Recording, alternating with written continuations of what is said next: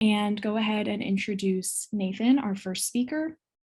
Nathan Likert is a PhD candidate in the Department of Literatures and English at Cornell University, where he's writing a dissertation about literary character and the philosophy of experience in 17th century England. His articles and reviews appear or are forthcoming in ELH, MLQ, Postmodern Culture, and Post-45 Contemporaries. And today, Nathan will be considering Cavendish's play The Convent of Pleasure alongside the devotional practice of occasional meditation or reflection, as seen in Joseph Hall and Robert Boyle. So, Nathan. All right, thank you so much for that really generous introduction, and thank you all so much for being here. I'm really excited to share this with you, and I'm really excited this entire thing exists. This is just the ideal structure to talk about Cavendish. This is great. Okay, so I'm going to share my screen. I've got a PowerPoint here. So hopefully this goes off without a hitch. Okay, and PowerPoint slideshow. Okay, all right, everyone, we can see that? Okay, great. I'll go ahead and get started. To a 21st century reader, the work of Margaret Cavendish often surprises in its general neglect of that favorite 17th century topic, God. Indeed, this is much of her appeal, for Cavendish studies has exploded in recent years in large part due to her explicitly feminist version of vitalist materialism, refusing the spiritualized dualism of her male contemporaries. However, as this talk stakes as its basic claim, we might revise our account of Cavendish's religion if we shift our lens from the doctrinal to the practical, from theology to devotion. 17th century England underwent a major revival of affective piety, as meditation manuals were printed and reprinted, patching up the frayed emotional health of a country torn by a century of doctrinal dispute. These manuals took the mind as their object, serving as technologies to isolate its faculties, hone their use, and unite them, reanimating a complete individual as God's agent, full of inward praise and outward charity.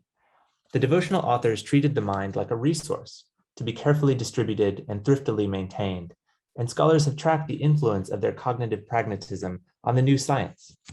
Devotional manuals uncovered the spiritual meanings in such trivia of the natural world as a dog eating its meat or a burbling stream, much as experimental philosophy itself could find hidden atomic structure beneath the commonest object.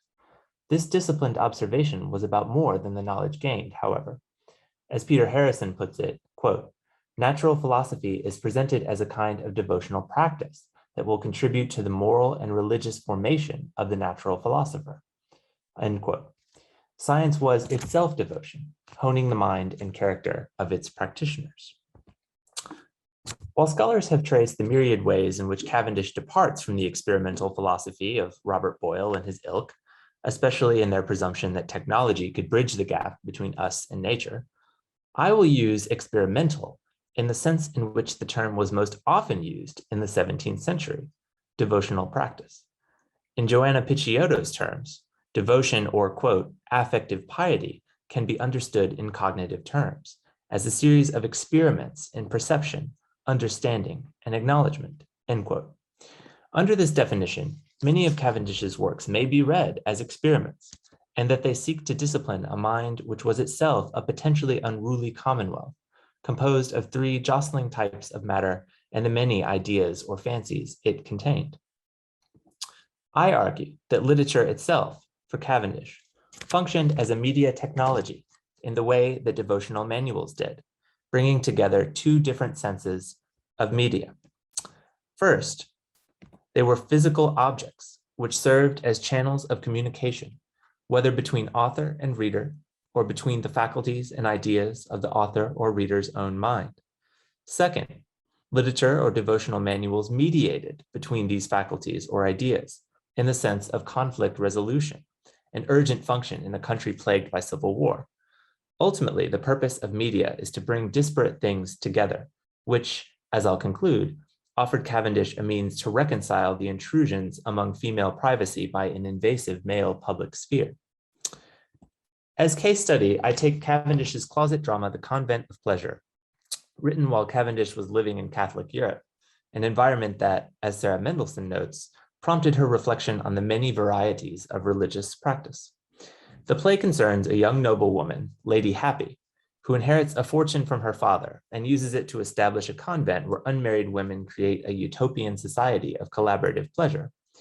They live in harmony with the cyclical seasons and never lack for occupation or variety, free of the corrosive influence of men and the public world they control. The play's central question is whether a world without men, or more broadly, a world without linear time, and the public world enjoining it, is possible. Eventually, a foreign prince disguised as a princess infiltrates the convent and falls in love with Lady Happy, and the queer energy of the initial seduction dissipates when the prince's true gender is revealed and the two marry at the play's end, with Happy leaving the convent to its uncertain future under the prince's beneficence.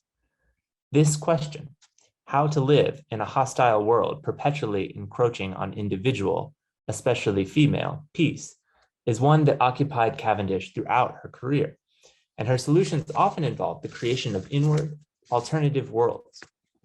I want to suggest that the Convent of Pleasure, an explicitly metafictional play, and a closet drama meant for readers and not the stage, is itself one such world, functioning on analogy with the devotional practice of Joseph Hall and Robert Boyle to cultivate the mind of its readers and indeed that of its author. I'll proceed by staging the play's main debate, is isolation possible? And the links of this debate to contemporary questions about devotional practice and its uses. I'll then consider the failure of isolation in the play as outside forces relentlessly encroach on the convent and by implication on the mind, comparing this to Cavendish's own situation at the time she wrote the play. Finally, I'll consider one character in particular, the aptly named Madame Mediator, and the way she embodies the conciliatory potential of affective piety and its techniques. In a crucial moment near the play's beginning, Lady Happy delivers her manifesto for the fledgling convent, which, as the title suggests, retains the physical isolation of Catholic convents without the asceticism. Lady Happy instead invokes an almost libertine philosophy. Quote, "Can any rational creature think or believe the gods take delight in the creature's uneasy life? Or did they command or give leave to nature to make senses for no use, or to cross, vex, and pain them? For what profit or pleasure can it be to the gods to have men or women wear coarse linen or rough woolen, or to flea their skin with haircloth, or to eat or saw through their flesh with cords?" Unquote. Happy suggests that pleasure is a more primary value than God. It is our indubitable standard by which good must be measured. So any God worth his salt will condone it. Otherwise, he cannot be God. On that logic, Catholic mortification of the flesh makes no sense. Happy here recalls Joseph Hall, whose 1606 bestseller, The Art of Divine Meditation, urges the union of all man's faculties, mind, heart, and senses, in similar terms of relish. Quote, "Sight is of the understanding, taste of the affections. Neither can we see, but we must taste. We cannot know aright, but we must needs be affected." End quote. Hall figures the successful meditation as the entry of God into the soul, which then overflows back out into the world from its abundance, a process we see mirrored in Happy, whose social pleasure is divinely sanctioned. In this way, the work of meditation is conciliatory, mediating between the self, its God, the objects of its sensory world, and its feelings about them. It replaces the denial of asceticism with the fullness or plenitude, which spills over into action. But as we may expect, it's not so easy.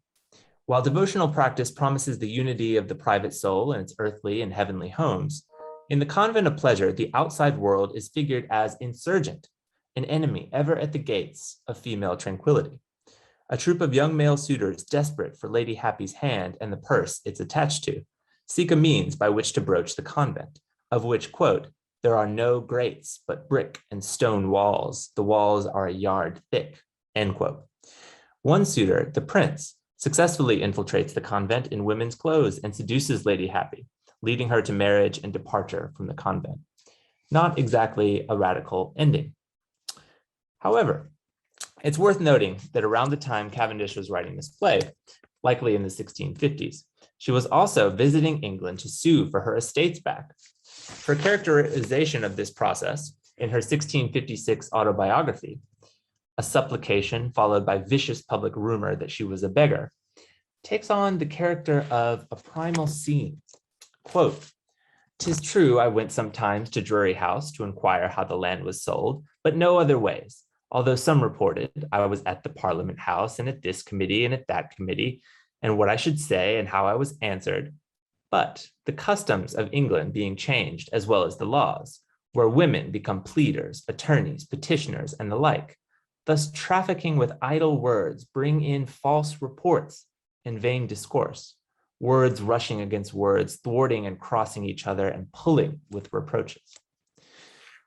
Cavendish is here just as unable to redeem her own domestic utopia, her estate, as she is her inward privacy, with a swarm of rumors creating a semantic chaos that she figures as almost physical in the thwarting, crossing, and pulling. This gendered complaint is ultimately about media. These wayward words, initially trafficked by human agents, are now independent, circulating without guidance. Yet, if Cavendish links the encroaching male public sphere with rogue media, the Convent of Pleasure finds within those very media a possible solution. The character Madame Mediator is, across the play, just that. She is less a character than a principal, as both Happy and the suitors employ her as go-between, such that her allegiances are impossible to discern, a medium detachable from its message. She embodies conventional wisdom, initially shocked at Happy's hedonist philosophy and gender nonconformism, and compliant with the suitor's aim to restore the sexual order. She herself, we discover, is widowed, meaning she knows what it is to interact with men, sexually and interpersonally, and yet she retains an independence. Other women lament that, quote, "they'll admit you, a widow, although not us, by reason we are wives," end quote. And as a widow, she boasts that she possesses an accumulated experience of a lifetime. Taken together, we have a figure who wants nothing personally and yet knows everything. If we return to our initial supposition that the entire play may be read as a mental exercise, we can see Madame Mediator embodying the cultivation of mental faculties promoted by the devotional writers. Regular contemplation of the ordinary world was supposed to become automatic, such that upon viewing a tree or the sun, the spiritual import would instantly leap into one's mind, as when we see a red traffic light and immediately stop. In this way, meditation bridged the gaps between the physical and the spiritual, as one instantly invoked the other, and between the faculties of the mind, understanding, affections, and will. To see was to know, was to feel, was to act. For example, in his occasional reflections, Robert Boyle claims that his skilled practitioners, quote, "may have the satisfaction of making almost the whole world a great conclave mnemonicum and a well-furnished promptuary for the service of piety and virtue." Boyle imagines, unquote, Boyle imagines the entire world designed just for us, conclave suggesting a private language, a living memory palace of spiritual reminders. And yet really, it's not the world, but the mind that brokers this transparency of meaning. Frequent meditation is like donning a pair of mental goggles, coloring what and how we see, mediating our connection to God. Elsewhere, Boyle explicitly links his book to technology, as it offers a substitute or a shortcut for the observational experience that most people spend a lifetime accruing. Quote, "This exercise of the mind must prove a compendious way to experience and make it attainable without gray hairs, for that, we know, consists not in the multitude of years, but of observations, from numbers and variety of which it results." Lady Mediator, I suggest, embodies the technologically produced experience Boyle is advertising, a connection crystallized when, concerned for the chastity and honor of Lady Happy, she herself cites a devotional manual. Quote, the advisor, "'Tis piously said, truly, lovingly, and kindly. Nay, I have read the practice of piety. But further they say, he is a foreign prince, and they say they're very hot. Why, you are Madame Mediator, you must mediate and make a friendship. Odds body, what do you talk of mediation? I doubt they are two good friends. Well, this will be news for court, town, and country, and private letters in the Gazette and in abominable ballots before it be long, and jeered to death by the pretending wits. But, good gentlemen, keep this as a secret, and let not me be the author. Bishop Lewis Bailey's The Practice of Piety, which first appeared in 1612, had reached over 40 editions by 1640, a popular saturation echoed in Mediator's own ability to circulate through contested zones in quest of harmony. Moreover, her fear of abominable ballots soiling Happy's reputation recalls Cavendish's own humiliating exposure in English court, and Mediator importantly stresses the media, letters, gazette, ballots, rather than their authors. Thus, even as she figures conventional gender politics, helping the suitors infiltrate the convent, she is also well aware of the consequences of such politics for women, who are always the object and never the subject of media. We may read her, then, as a conciliatory figure within Cavendish's own mind, putting the mediation in meditation. Cavendish, throughout her oeuvre, stresses the need for singularity in dress, style, ideas. Yet, her philosophical system insists that all beings are joined in a single continuum, and her social opinions often enforce a traditionally gendered view of female retirement, as we saw in her vexation at the unchivalrous customs of an England where women become pleaders.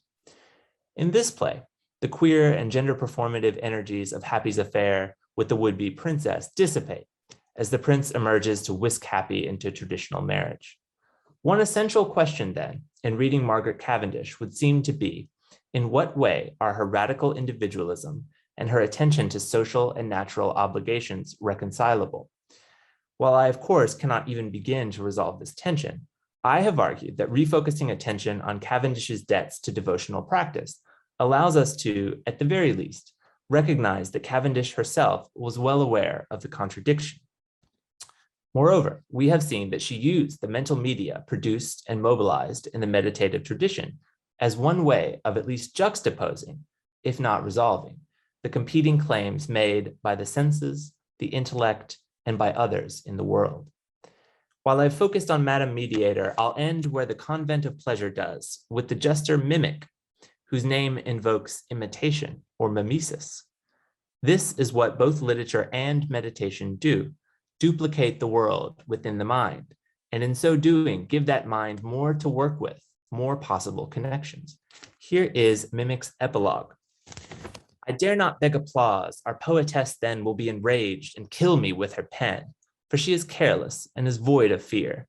If you dislike her play, she doth not care.